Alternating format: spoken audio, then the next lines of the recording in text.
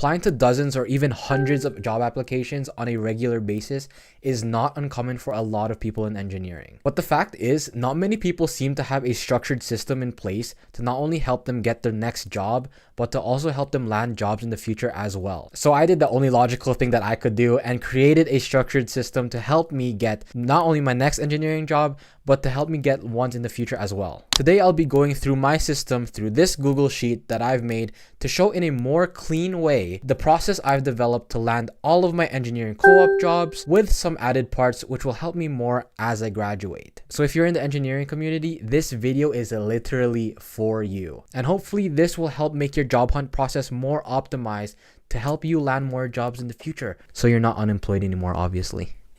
First off, really quickly, my system is composed of 4 main segments. First is the application stage, second is the interview stage, third is the post-interview stage, and fourth is the job offers stage. First, let's take a look at my application stage of the system. Here, there's an overwhelmingly amount of information, but I really want to look at 3 key components. First key note here is the company size. This is commonly overlooked, but it is so important to note because it often defines what your day-to-day will look like. Smaller companies, maybe even like startups, may have you working beyond your typical job scope, whereas larger companies may have more structure in the actual role. The next part here to note is the connections that you may have from this actual job application. This one here is key, especially if you met someone from like a job fair or you just have some kind of connection with that company. And you may want to note down maybe their LinkedIn or their contact information, emails, etc. Whatever it is for you to get in touch with that individual,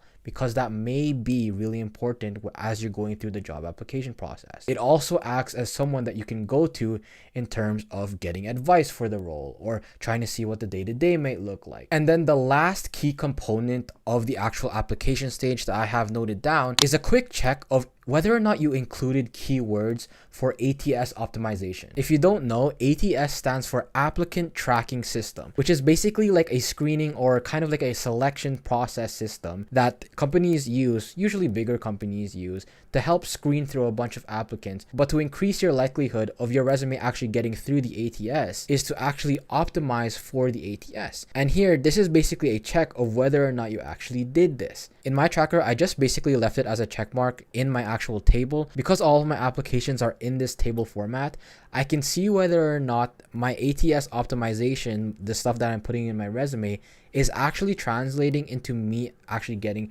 responses back from companies or getting interviews. That's also the reason why I put it in this tabulated format, so I could easily sort or filter out through what is actually working for me.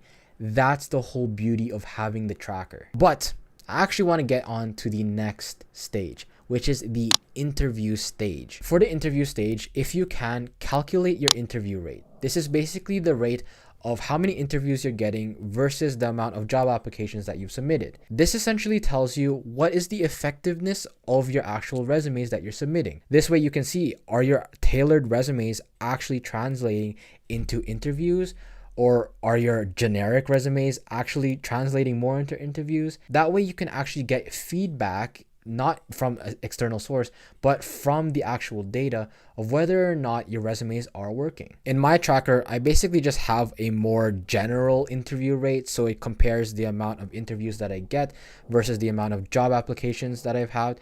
Here in this case, this is an example. It is a 28.6% interview rate, which means that 28.6% of the job applications actually translated into interviews. That was the first main part of the interviews prep stage, but the second one is actually the location and noting down whether or not it's in person or if it's online. If it is in person, you want to make sure that you note down to actually visit the site or wherever you're actually conducting the interview before actually going to the interview on the interview day. So familiarize yourself with the area and keep note of that, as that is just something small that you can do to better your chances. But the most important part of the interview prep stage is actually the questions that you will ask to the interviewer after the interview, because this may be the actual differentiator between you getting or not getting the job. Personally, I like to have around 3 questions to ask after the interview, and I want to position these questions strategically to ensure that they leave knowing that I am the right person for the job.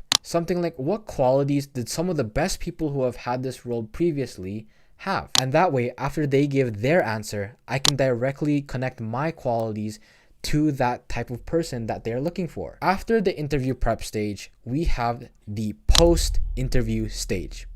Pretty simple. But this stage has quite literally some of the most important things to note down.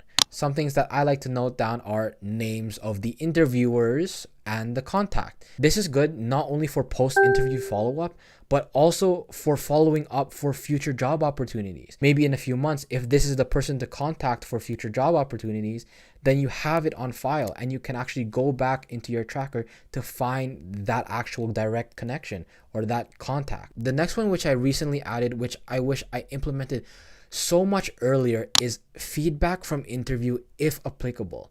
If maybe through an email or some other way of communicating, you can get some feedback from the interviewer as to how you can improve for future interviews, then that is literally gold. The reason why it's gold is because if you decide in the future to apply for that company again for that position or for similar positions in other companies, then you will have not only the feedback that you can work on in order to better your chances for that, but you also have questions from the interview that you can note down to better your chances again. So basically, by noting down their feedback and questions that you were asked in the interview, then you actually directly prepare yourself for related job opportunities or job opportunities in that company again. So now through this, you may realize that this is much more than a tracker, but really just a cheat sheet for you to actually get interviews and job opportunities in the future as well. And the last stage here that we're going to talk about is actually the job offers stage, which may be the deciding factor of not only you getting a job,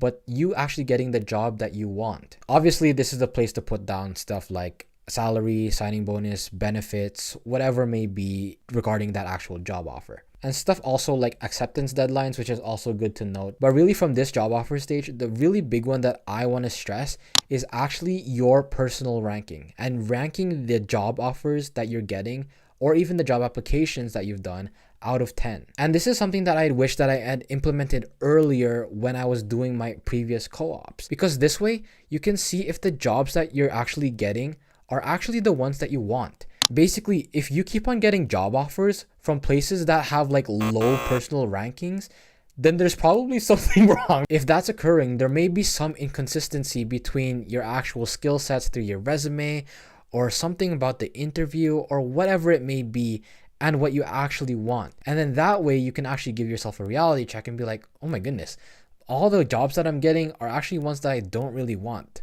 What can I do to actually help myself get to the ones that are actually 10 out of 10s, 8 out of 10s, whatever it may be. So that way, if you do get a bunch of job offers, you know that you're not settling for the one that you don't want.